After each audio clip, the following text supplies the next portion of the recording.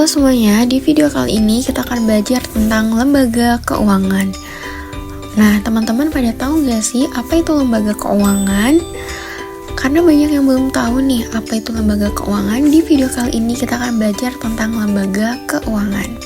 Lembaga keuangan adalah suatu badan resmi yang menyediakan produk dan fasilitas dalam bidang keuangan, serta berperan dalam memutar arus uang dalam sistem ekonomi. Lembaga keuangan dalam memutar arus uang dalam sistem ekonomi dengan mengumpulkan dana dari masyarakat ke dalam bentuk yang pertama ada tabungan dan yang kedua adalah investasi, lalu menyalurkan kembali dalam bentuk kredit dan pembiayaan lainnya. Nah, selanjutnya fungsi dari lembaga keuangan. Fungsi lembaga keuangan itu yang pertama ada menghimpun dan menyalurkan dana. Lembaga keuangan mengumpulkan dana dari masyarakat dalam bentuk simpanan dan menyalurkan lagi dalam bentuk pinjaman atau kredit. Kedua, menyediakan informasi keuangan. Lembaga keuangan sebagai sumber informasi, ekonomi, dan finansial bagi masyarakat sehingga membantu dalam pengambilan keputusan investasi atau keuangan. Yang ketiga, mempermudah pertukaran barang dan jasa. Dengan berbagai instrumen pembayaran, lembaga keuangan dapat mempermudah transaksi keuangan di masyarakat, seperti adanya cek, sistem pembayaran elektronik, dan juga kartu kredit. Selanjutnya adalah peran lembaga keuangan. Nah, lembaga keuangan sendiri itu mempunyai beberapa peran utama. Yang pertama adalah penyaluran likuiditas, lalu yang kedua mempermudah transaksi keuangan. Penyaluran likuiditas ini memastikan bahwa masyarakat itu memiliki akses terhadap dana tunai kapan saja. Mempermudah transaksi keuangan dengan berbagai layanan sistem pembayaran yang dapat membantu transaksi berjalan efisien, seperti adanya mobile banking, QRIS, maupun kartu kredit.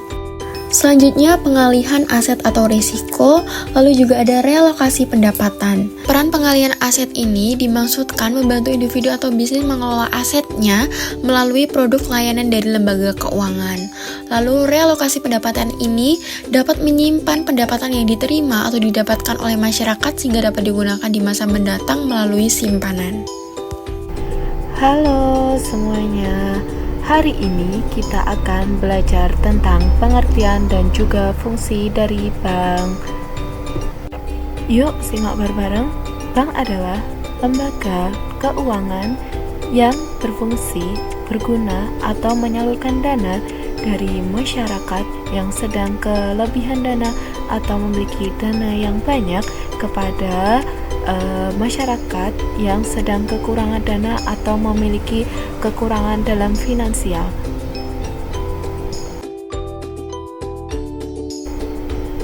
Lalu, apa itu fungsi bank?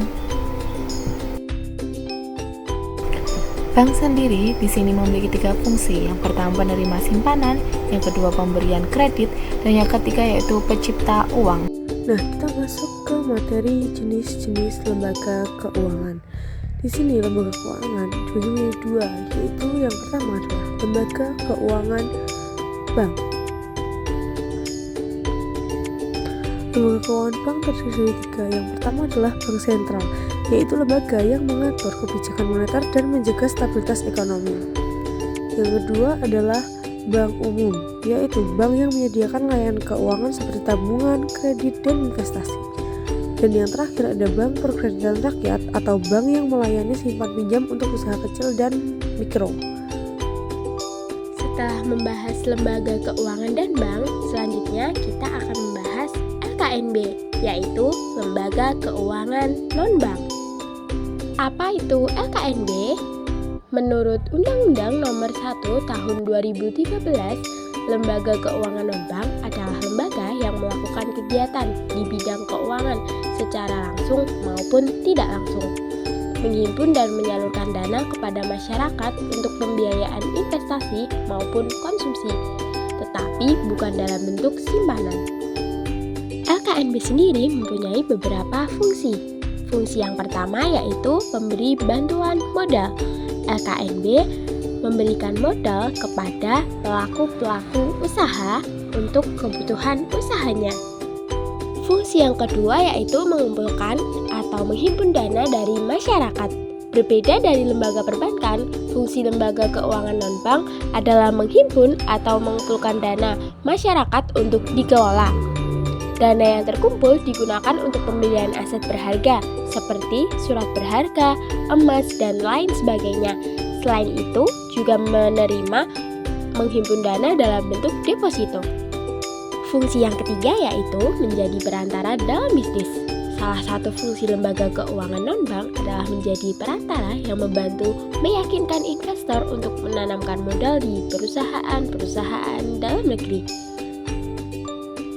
Fungsi LKNB yang keempat adalah memberikan perlindungan keuangan. Salah satu sektor keuangan yang menjadi tanggung jawab LKNB adalah asuransi. LKNB yang fokus pada kebutuhan asuransi dapat memberikan perlindungan kepada masyarakat terhadap risiko-risiko seperti bencana alam dan kecelakaan. Selanjutnya, kita akan membahas peran LKNB. Peran LKNB yang pertama yaitu mengurangi penimbunan dana. Dengan menyatukan pemberi pinjaman dan peminjam, lembaga keuangan non-bank mengurangi penimbunan uang tunai oleh orang-orang di bawah kasur, seperti yang biasa dikatakan umumnya orang. Yang kedua, membantu usaha kecil. Lembaga keuangan non-bank juga membantu sektor bisnis non-keuangan dengan membiayainya melalui pinjaman, hipotek, pembelian obligasi, saham, dan lainnya. 3. Membantu menurunkan suku bunga. Persaingan di antara LKNB menyebabkan penurunan suku bunga. LKNB lebih suka menyimpannya dalam bentuk tunai. LKNB pada gilirannya menginvestasikannya dalam sekuritas primer. Akibatnya harga sekuritas dinaikkan dan suku bunga turun. Selanjutnya, kita akan membahas terkait jenis-jenis lembaga keuangan non-bank. Yang pertama itu adalah perusahaan asuransi.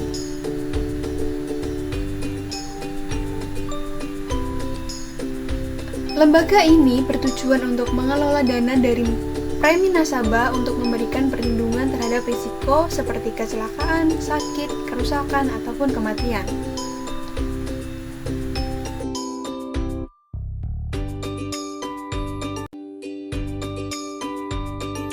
Yang kedua adalah dana pensiun. Lembaga ini bertujuan untuk mengelola iuran dari karyawan dan pemberi kerja untuk memberikan manfaat keuangan setelah masa kerja berakhir. Fungsinya yaitu menjamin kesejahteraan di masa pensiun. Seperti contohnya yaitu Taspen, ASN, BPJS Ketenagakerjaan.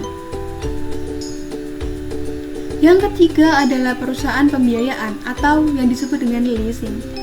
Lembaga ini bertujuan untuk menyediakan pembiayaan pembelian barang modal seperti kendaraan, mesin, atau alat produksi secara cicilan. Fungsinya yaitu membantu masyarakat untuk memperoleh barang tanpa harus membayar lunas di awal. Contohnya yaitu ada Adira Finance, VIV Group, dan WUM Finance. Yang keempat adalah perusahaan modal Ventura. Lembaga ini bertujuan untuk memberikan pendanaan dan pembinaan kepada perusahaan baru atau UMKM yang memiliki prospek kerja yang cerah. Fungsinya yaitu mendukung inovasi dan pertumbuhan bisnis startup.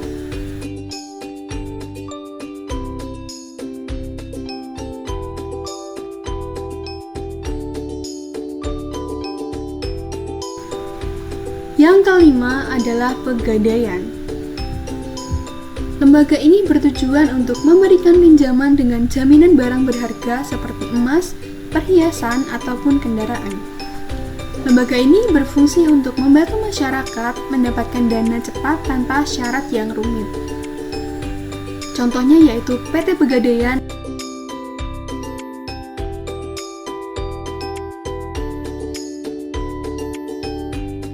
Yang keenam adalah lembaga pembiayaan ekspor dan impor. Lembaga ini bertujuan untuk memberikan dukungan pembiayaan dan penjaminan bagi eksportir dan importir agar perdagangan luar negeri meningkat. Fungsinya yaitu mendorong ekspor nasional dan daya saing global. Contohnya yaitu LPEI Indonesia Exim Bank. Yang ketujuh adalah perusahaan penjaminan. Lembaga ini bertujuan untuk memberikan jaminan atas pinjaman yang diajukan oleh UMKM atau koperasi agar mudah memperoleh kredit dari bank.